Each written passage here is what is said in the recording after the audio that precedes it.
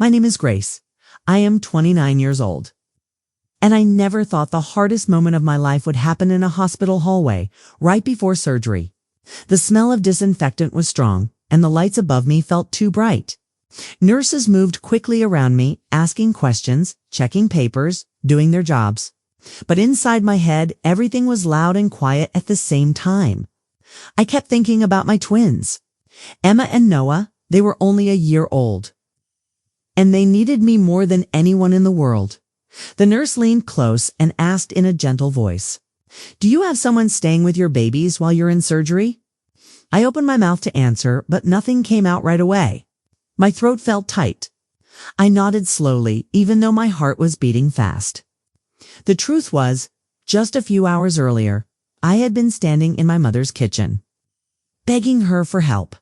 I can still see her face clearly. My mom, Carol, stood by the sink, arms crossed, not even looking at me. I told her I needed surgery. I told her it was serious. I told her I was scared. Then I asked her if she could watch the twins for 2 days. Just 2 days. She let out a tired sigh and said, "Grace, I'm not babysitting. I raised my kids already. Your twins are your responsibility." Her words hit me harder than any slap ever could. I felt small. I felt invisible dot back in the hospital room. I stared at the ceiling and tried not to cry. I thought about Emma's soft hair and the way Noah smiled when he saw me. I wondered who would hold them if I didn't wake up right away. I wondered if my own mother would regret what she said. My hands were shaking, and I had to press them together to calm myself. As the doctor came in and explained the procedure, I barely listened. My mind kept going back to that kitchen, to my mother's cold voice, to the way she turned her back on me when I needed her the most. I had never felt so alone in my life. Then my phone buzzed on the table beside me. It was a message from my grandpa George. He simply wrote, "I know what's happening. Don't worry. I've got you." I stared at those words for a long time. My grandpa was quiet, always watching, always listening. He didn't talk much, but when he did, people listened. When the nurse came back with the anesthesia mask, my chest felt heavy. Tears slipped from the corners of my eyes. I whispered my twins' names under my breath, like a prayer. As everything started to fade, one thought stayed with me. My mother had turned her back on me. But my grandpa was about to speak. When I was growing up, I learned very early not to expect warmth from my mother. Carol was never cruel in obvious ways. She didn't scream or hit. Instead, she mastered silence, disappointment, distance. She believed love was something you earned by behaving, by succeeding, by not being a burden.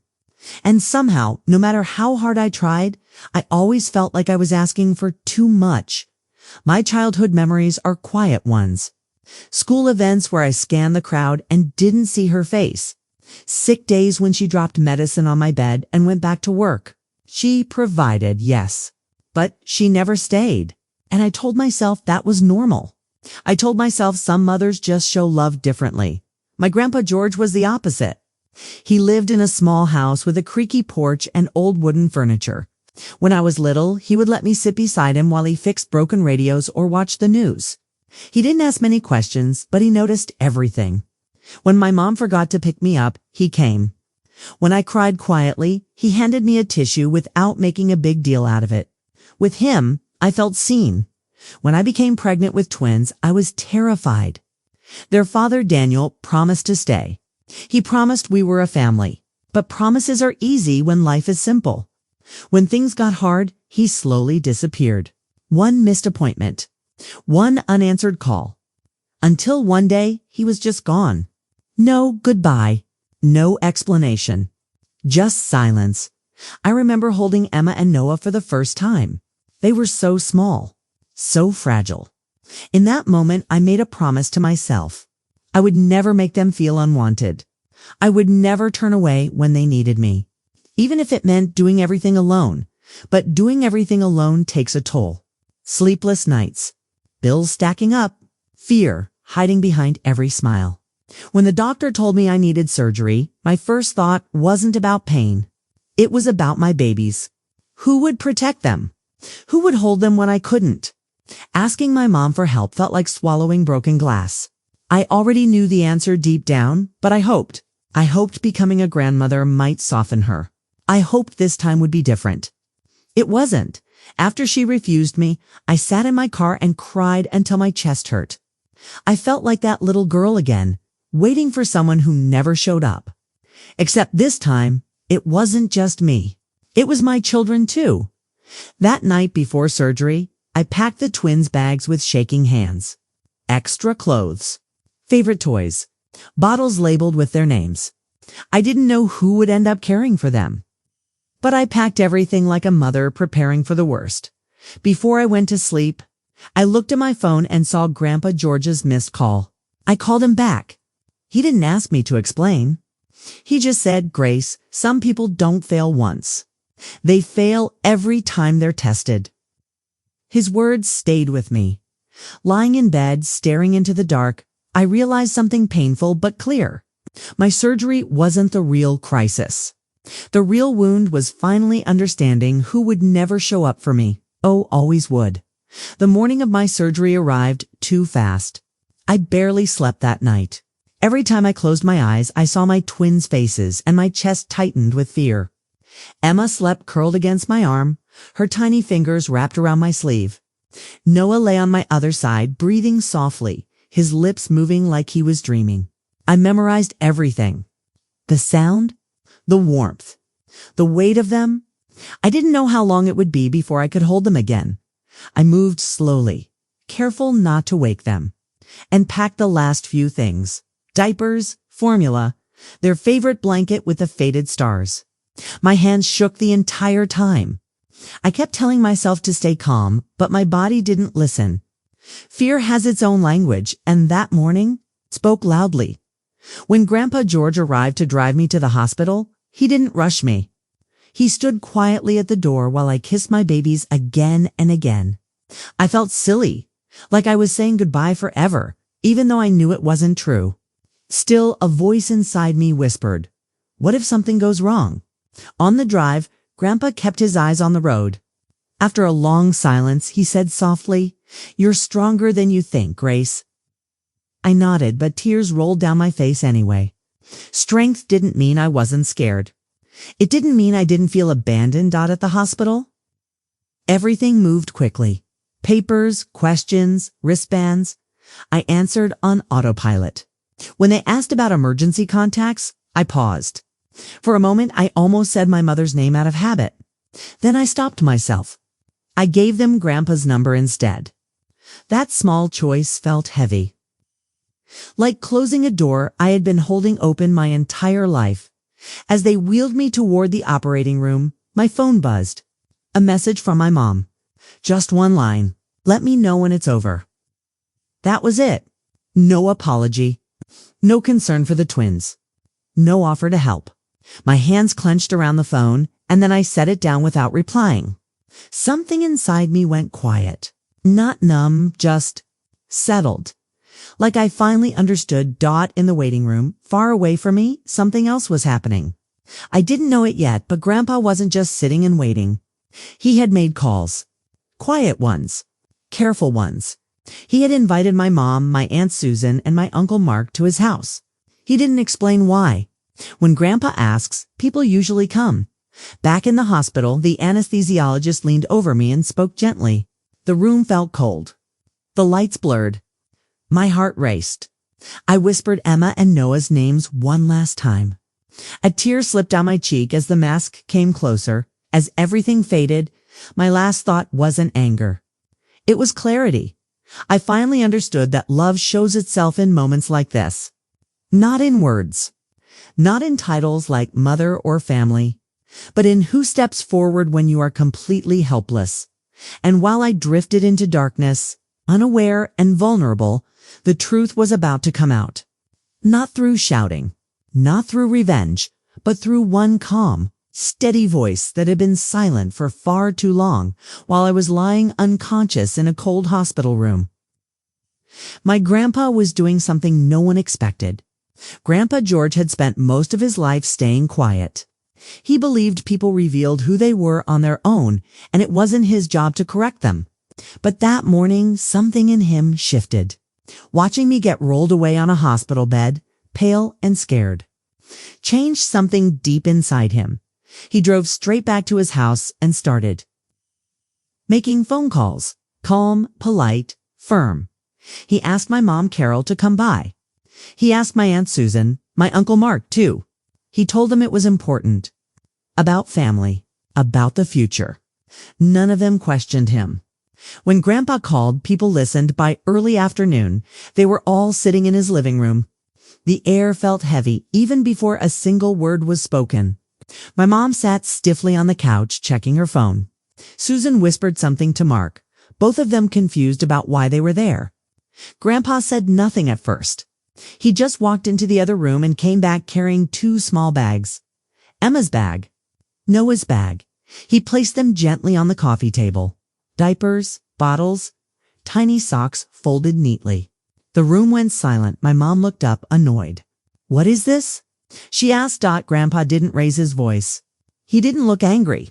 That was the part that scared them most. "These belong to Grace's twins," he said slowly. "She packed them last night before surgery." Susan frowned. "Surgery?" Grandpa nodded. "Yes, serious surgery. The kind where you're scared you might not wake up." My mom shifted in her seat. "She didn't tell me it was that serious." Grandpa finally looked at her then. His eyes were tired, disappointed. "She begged you for help," he said, "and you refused." The room felt like it stopped breathing. Carol crossed her arms. "I have my own life." "She chose to have kids." Grandpa took a deep breath. "And you chose to have her." No one spoke. He continued, his voice steady. "I watched Grace grow up learning not to ask for too much. I watched her become a mother who gives everything even when she has nothing left. And today, when she needed her mother most, you turned away." Susan tried to soften the moment. "Dad, let's not make this dramatic." "This is not drama," Grandpa said quietly. "This is truth." He stood up straighter. "I've spent years staying silent to keep the peace. But peace built on neglect is not peace at all." My mom's face had gone pale. "What are you saying?" Grandpa looked at all of them. "From today on, my support goes where love shows up. My time, my help, my trust. All of it goes to Grace and those children." Mark swallowed hard. Susan looked down. My mom opened her mouth, then closed it for the first time in her life. She had nothing to say, and miles away in a hospital bed. I slept through it all, unaware that the balance of my family had just shifted forever. When I woke up, the first thing I felt was pain. A deep, heavy pain that sat in my body like a warning. My throat was dry, my head felt foggy, and my arms felt weak. For a moment, I panicked. I tried to move, but everything felt slow. Then I heard a familiar voice. "Easy, Grace, you're okay." I turned my head slightly. Grandpa George was sitting beside my bed. He looked tired but calm. The kind of calm that only comes after a storm has passed. Relief washed over me so fast that tears filled my eyes. "Where are my babies?" I whispered. My voice sounded small, even to me. "They're safe," he said gently. "They're with me." I closed my eyes and cried. Not loud, dramatic crying. Just quiet tears that slipped out without asking permission. The kind that come from holding too much inside for too long. Grandpa reached over and held my hand. His grip was steady, solid, like an anchor dot. After a while, I asked the question I had been afraid to ask. "Did my mom call?" Grandpa didn't answer right away. He just looked at me, really looked at me like he was deciding how much truth I was ready for. "She did," he said finally. "But before that, we had a conversation." Frowned slightly. "What kind of conversation?" He took a slow breath, the kind that's been overdue for years.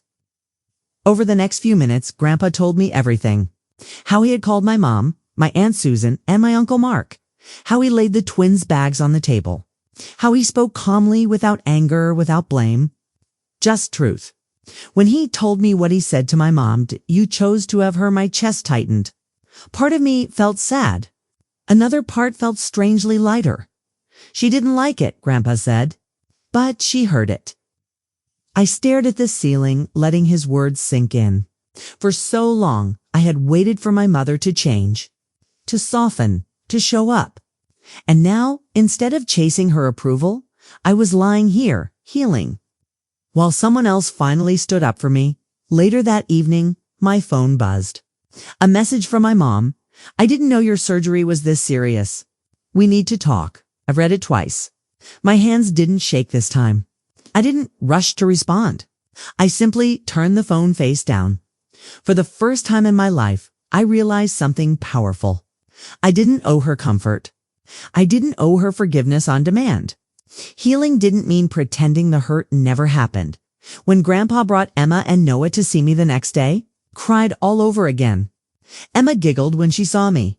Noah reached out with both hands, like he always did.